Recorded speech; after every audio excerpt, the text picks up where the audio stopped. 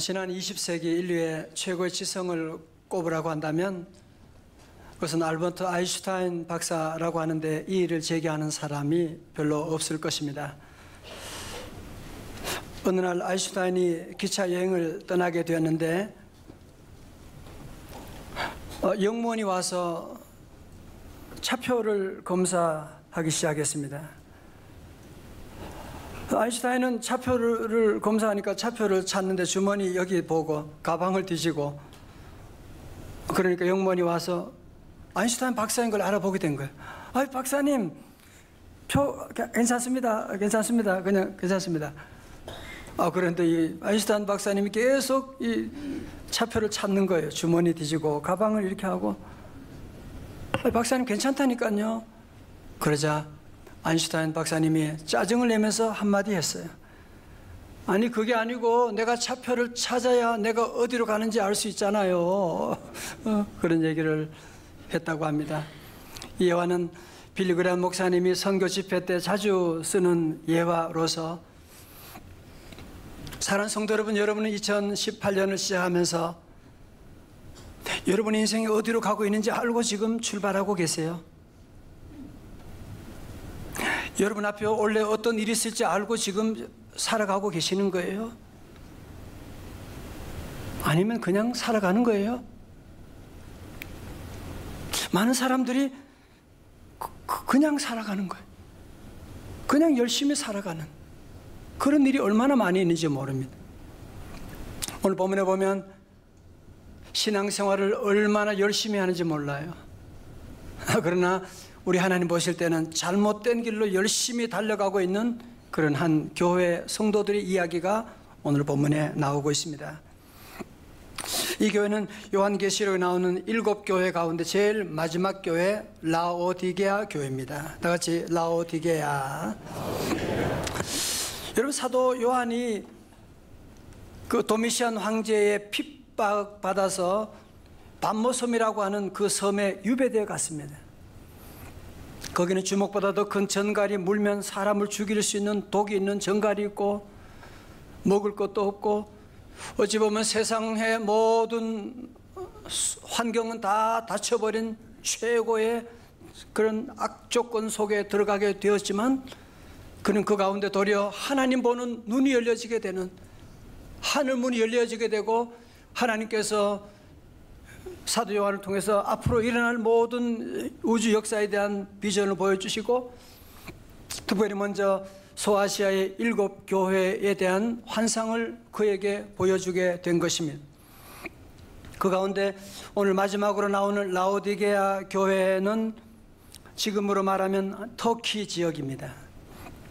지도 보시게 되면 에베소에서는 한 150km 되는 먼 곳에 있고, 골로새 교회에서는 한 9km 가까운 곳에 있는 라오디게아 교회인데요, 만학자들은 이 라오디게아 교회가 제일 마지막에 나오는 교회라고 하는 거 보면서 세상 종말이 오게 되면 아마 마지막 이 라오디게아 교회와 같은 교회들이 많아지게 될 것이다 라고 그렇게 말하고 있는, 그런 의미에서 종말을 살아가는 저와 여러분들이 오늘 좀 눈여겨 깊이 좀 살펴봐야 될 교회가 바로 라오디게아 교회입니다.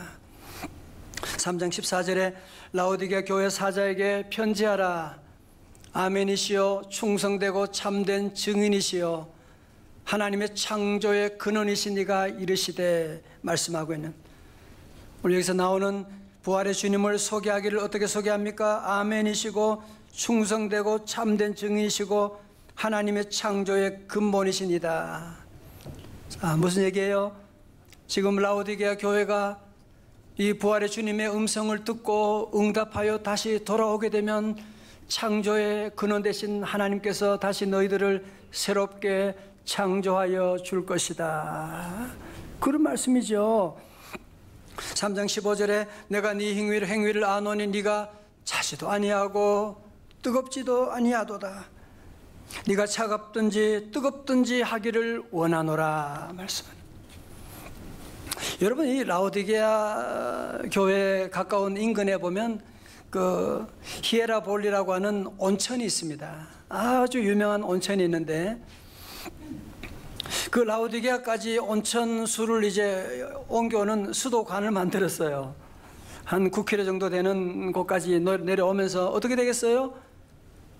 뜨거운 펄펄 끓는 물이었지만 오면서 그 물이 점점 식어지게 되고, 또 오는 가운데 또 불순물들이 또 이물질이 거기에 들어가게 되고, 그러니까 그 물을 도저히 마실 수가 없는 그런 물이 되어버리고 말게 되었는데, 바로 라오디게아 교회 성도들이 바로 차지도 않고 뜨겁지도 않는 이런 미지근한 온천수와 같은 너희들의 모습이 아니냐라고 말씀하고 있는, 이런 거에서 라오디게아 교회는 그 칭찬이 하나도 없어요. 전부 다 책망밖에 없는. 16절에서는 부활의 주님이 어떻게 이런 말씀 하실 수 있을까 할 정도로 심한 책망을 하시는데요. 3장 16절입니다. 네가 이같이 미지근하여 뜨겁지도 아니하고 차지도 아니하니 어떻게 해요? 내 입에서 너를 토하여 버리리라. 토하겠다, 이거 너무 심한 말씀하고 있는 것 아닙니까? 여러분 저를 보세요. 주님의 음성이 들려질 때는 소망이 있는 줄로 믿으시기를 축원합니다. 여러분도 그렇잖아요. 소망이 있는 사람 다 이러지요, 그죠? 그러면 안 되잖아. 직원한테도 그런 얘기 하지요, 그죠? 그러나 소망이 없는 사람은 그런 얘기도 안 해요, 그죠? 그래, 그 사람은 얼마 지나면 완전히 끝나버리게 되지. 여러분이 누가 얘기해 줄 때, 충고할 때 고마운 줄 알으셔야 돼. 고마운 줄 알아야 돼. 교회에서 주의 종 여러분에게 얘기할 때 고마운 줄 알아야 되지, 얘기가 안 하게 되면 이제 끝나게 되는, 얘기가 안 하면 안 되는 거죠. 자, 보세요. 그러니까 주님이 토하여 버리시겠다고 말씀하니까, 그 이유는 그러니까 미지근한 신앙 때문이라는 거 아니에요. 미지근한 신앙은 그러면 뭘 말하느냐? 19절의 말씀 보니까 무릇 내가 사랑하는 자를 책망하여 징계하노니 그러므로 네가 어떻게 하라고요? 열심을 내라, 회개하라. 열심이 없는 상태를 또 미지근한 신앙이라고 하셨구나라고 하는 것을 볼 수가 있죠. 자, 이제 저를 보세요. 혹시 여러분 가운데 나는 신앙생활을 하는데 나는 뜨거운 신앙생활을 열심히 있다라고 그렇게 얘기할 수 있는 분이 여기에 몇 분이나 되겠어요? 양심적으로 얘기하면 아마 대부분의 성도들이 나는 뭐 뜨겁진 않지만 그렇다고 나는 뭐 차가운 건 아니잖아, 이렇게 교회 봉사도 하고 하는 거 보면 그래도 미지근한 신앙 정도는 되지 않는가, 아마 그렇게 생각하는 분들이 많고, 또 미지근한 신앙이 뭘 그렇게 문제가 되냐. 교회 안 다니는 사람도 있는데 난 교회 나왔잖아. 세상에 죄짓고 허랑방탕한 사람도 얼마나 많은데 그래도 내가 교회 나와서 봉사하는 정도 되면 뭐 그래도 이 정도면 괜찮은 거 아니냐 라고 우리는 그렇게 생각할 때가 많죠. 자, 여러분 가운데 오늘 혹시 그런 생각, 정초에 목사님이 어떻게 저런 말씀으로 또 그래도 정초에 교회 나온 것만 해도 얼마나 여러분이 대단한 일인데 미지근하다고 저렇게 책망하시나. 여러분 오늘 이 라오디게아 성도들이 편지를 받았을 때 심정이 바로 그러했어요.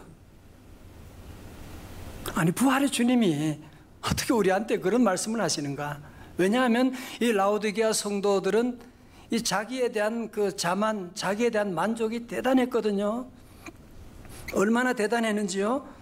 한번 보세요. 17절의 말씀 가운데 뭐라고 해요? 네가 말하기를 나는 부자라, I am rich, 부유하여 부족한 것이 없다 하나. 정말 라오디게아 교회는 성도들은 정말 부족함이 없는, 자절 보세요. 이 교회, 여기 라오디게아 도시의 특징이 뭐냐면 벌써 2000년 전인데도 거기에 금융업이 발달했어요. 월스트리트 같은 건 아니지만 금융업이 발달해가지고 은행도 있게 되고, 또 여기는 이 양모 산업이 발달해가지고 이 피복 옷을 만드는 패션 거리도 있게 되고, 그리고 또 유명한 것은 뭐냐 하면은 안약을 만드는. 그러니까 이 사람들은 돈도 있죠. 교회 생활도 잘하지요. 뭐 부족한 게 뭐가 있어요? 부족한 게 뭐가 있어요? 우리는 부족한 것이 아무것도 없다고 말하는.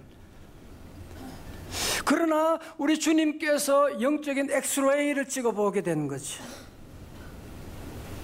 그랬더니만 실상 저들의 모습은 전혀 다른, 저들이 보고 있는 것은 지금 허상을 보고 있는 것이고, 실상을 보니까 뭐라고요?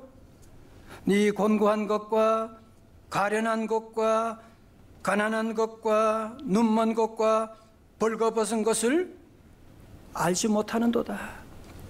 마치 벌거벗은 임금님 얘기처럼 시들이 벌거벗고 있는데도 그걸 모르고 있는 거야. 자기 성찰을 전혀 할 수가 없는, 자성 능력을 전혀 상실하고 있는,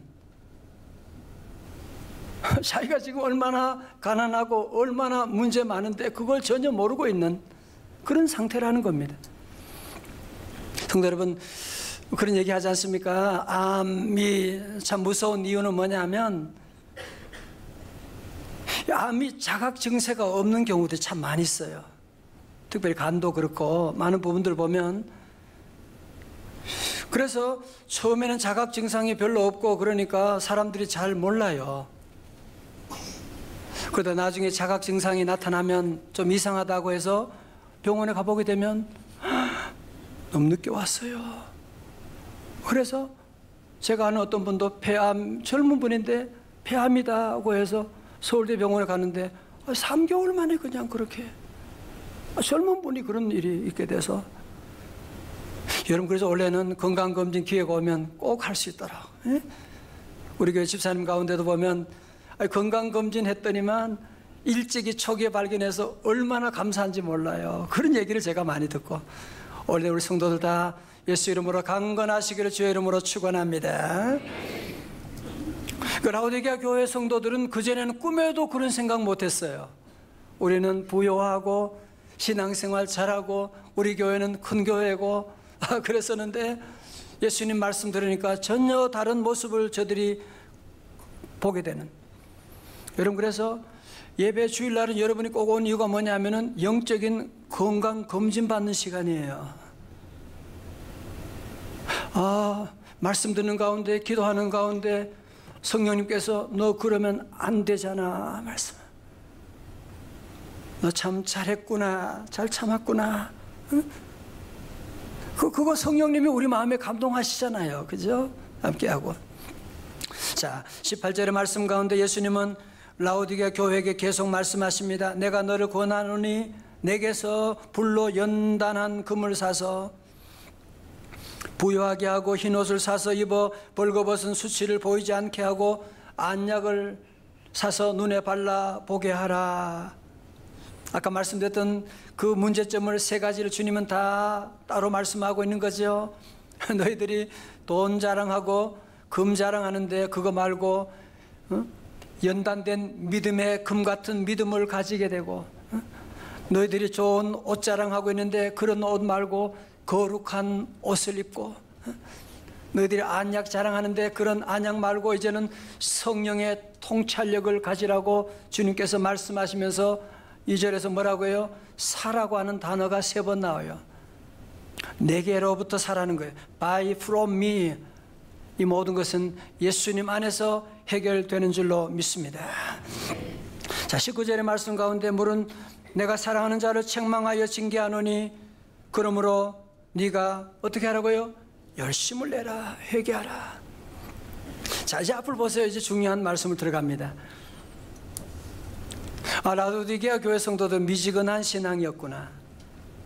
주님이 그래서 열심을 내라고 하셨구나. 그러면 열심을 내라고 하니까 내가 지금 하고 있는 일 더 열심히 하라고 하는 그 말씀인가 보다. 아니에요. 여러분, 오늘 주님의 부활의 주님의 말씀을 들어보면 정말 너무나 소박하고 너무나 어떻게 보면 당황스러운 그런 주문을 우리에게 하고 있는 거거든요. 한번 보실래요? 20절의 말씀, 요절 말씀이니까 우리 다 함께 크게 봉독합니다. 시작.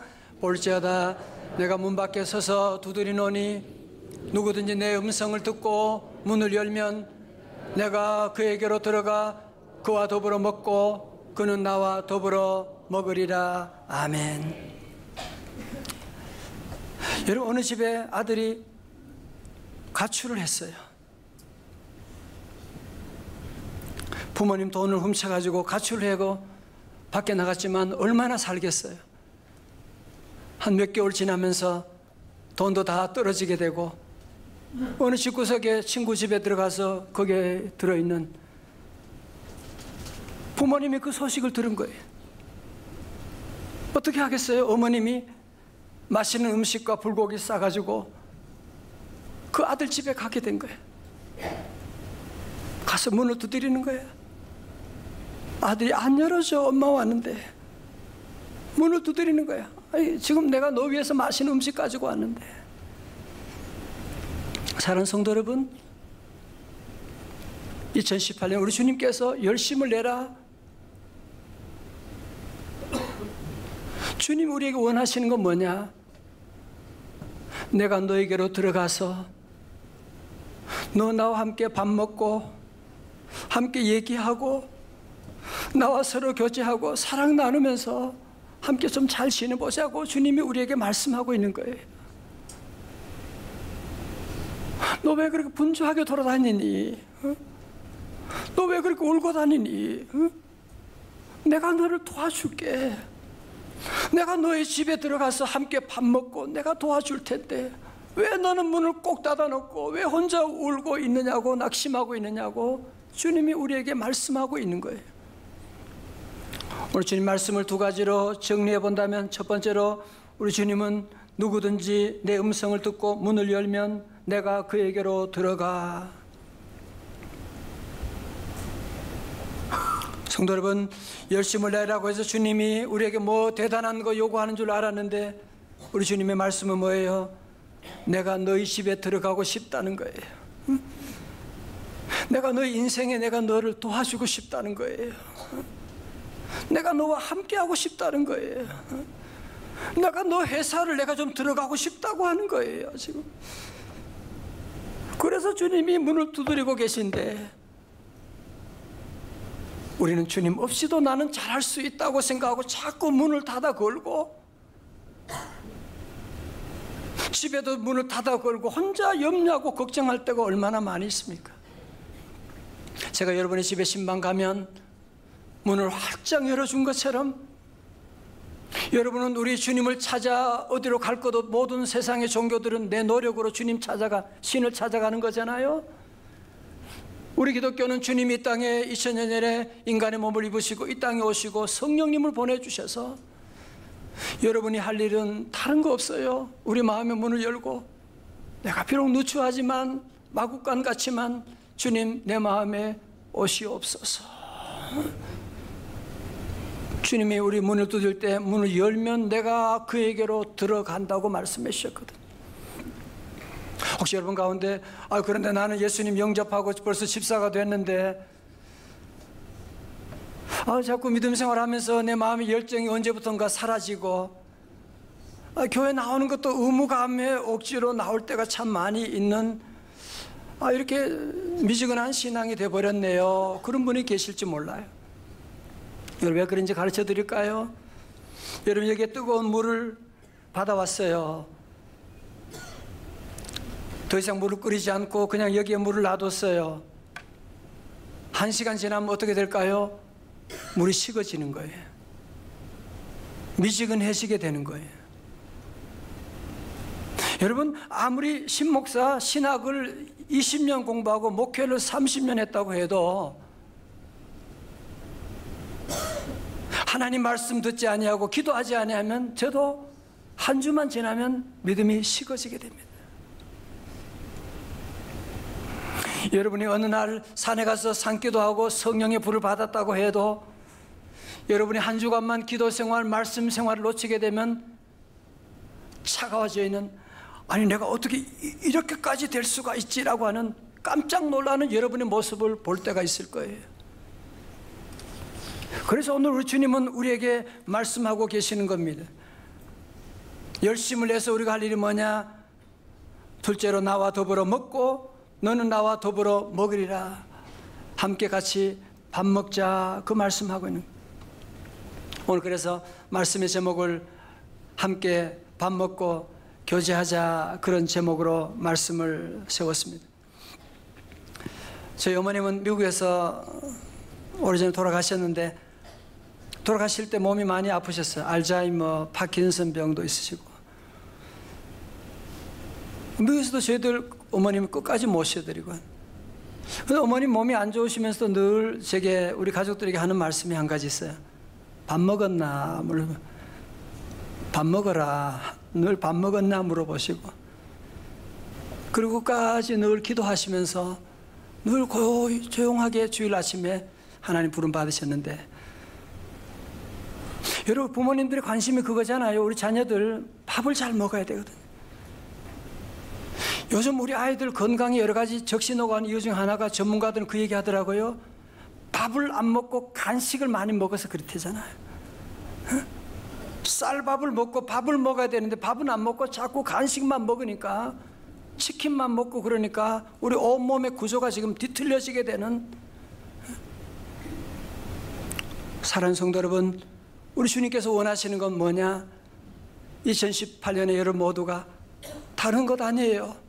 주님 말씀 읽고 같이 밥 먹고 주님 손잡고 춤추고 행복한 그런 삶을 살아가기를 원하고 계십니다. 할렐루야. 새해를 맞아서 우리 제12차 비전 축복 새벽 집회를 인도하면서 전 하루 한 끼씩 금식하고 기도하면서 하나님 주신 은혜가 너무 크고 또 많이 회개하게 되고, 우리 교인들처럼 삶의 현장에서 이렇게 열심히 살아가는 분들, 정말 보면 새벽부터 밤늦게까지 얼마나 뛰고, 여러분이 아이들 위해서 얼마나 열심히 정말 돌보고 말이죠. 교회 오면 교회 와서 구석구석 여러분의 손길들을 정성을 다해서 섬기는 귀한 분들 제가 모시고 얼마나 감사하고 행복한지 몰라요. 근데 하나님께서 원래 원하는 한 가지 소원이 있으세요. 여러분 다 귀하지만 원래는 무엇보다도, 어떤 열심보다도 주님과 함께 말씀 읽고 예배 드리고, 주님과 함께 핸드폰으로 주님과 대화하고. 그래서 원래 목표는 뭐냐면 24시간 예수님과 동행하는 것입니다. 다 같이 24시간 예수님과 동행. 아멘. 저도 회개 많이 했어요. 자꾸 요즘은 인터넷 뉴스 같은데 자꾸 거기에 안 들어가려 하는데 자꾸 거기에 들어가서 시간을 보낼 때가 너무 많이 있고, 주님 말씀 보는데 게으르게 될 때가 많이 있고, 하나님께 회개하면서 인터넷 뉴스도 이제는 제가 기도원에 가 있는 동안에는 절대로 그거 안 보는데 하나님께 회개하고, 원래 주님은 여러분과 더 많은 그 교제를 원하고 계세요. 나와 같이 밥 먹자고 말씀하고 계시는 거예요. 요한복음 15장 7절의 말씀입니다. 다 같이요, 시작. 그하고 내 말이 너희 안에 거하면 무엇이든지 원하는 대로 구하라. 그리하면 이루리라. 아멘. 여러분 미국의 그 워런 버핏 얘기 아시죠? 그죠? 그분은 1년에 한 번 함께 식사하는 사람, 점심 식사하는 사람을 찾는데, 제가 조사해 보니까 식사 시간이 한 3시간 돼요. 근데 식사 한 끼 같이 하는데 얼마인지 아세요? 작년에 보니까 얼마냐? 267만 달러. 우리 돈으로 30억 원. 한 끼 식사하는데. 여러분, 우리 주님은 여러분과 함께 식사하기를 원하는, 우리 주님과 식사하는 워런 버핏하고 비교할 수가 있어요. 워런 버핏하고 식사하려면 돈을 내야 돼요. 그 여러분이 주님과 식사하고 주님과 말씀 읽고 기도하면 주님은 우리에게 30억 원, 그건 비교가 안 돼. 더 놀라운 은혜와 축복 내려주실 줄로 믿습니다. 오늘 여러분 마음의 새해를 맞이하여 결단하십시오. 아니, 주님이 여러분에게 원하는 거, 대단한 거 요구하는 거 아니잖아. 내가 너희 집에 가고 싶어. 응? 내가 너희 회사 같이 있고 싶어. 나랑 같이 밥 먹자. 같이 대화 좀 하자. 내가 너를 도와주리라. 2018년에 우리 모든 성도들 우리 예수님과 동행하며 말씀과 기도로, 그래서 바이블 타임 말씀 매일매일 새벽기도 매일 주님 앞에 나오고 함께 기도해서 우리 주님이 일하시는 놀라운 역사